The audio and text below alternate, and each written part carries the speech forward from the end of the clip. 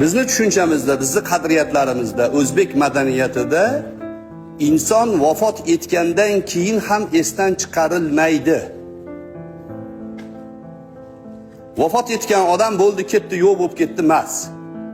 Vafot etib ketgan ajdodlarimiz, bizdan oldingi ajdodlar sizni shu yerda o'tirishingizni ta'minlagan aslida. Ularning xizmati singan. Ular fikri bilan, mehnati bilan, o'zini ya'ni maslahati bilan bugungi kunlarni qurib ketishgan.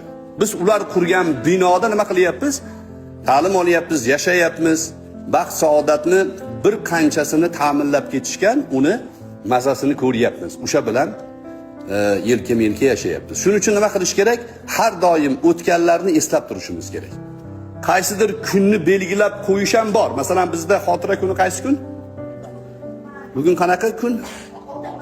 6-may, 3 kun bor ekan bizda. 9-kungacha eslamay turamiz, 9-kuni eslaymiz degan tushuncha yo'q. Ha? Har doim esingizda turish kerak. Nimaga? Yaxshilik qarz hisoblanadi. Sizga qilingan yaxshilik sizni qarzingiz hisoblanadi.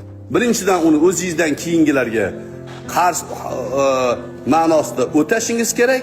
Sizga qilgan yaxshilikni qilgan odamlarni esdan chiqarmasligimiz kerak. Mana shuni nima deylar ekan? Xotira deyiladi.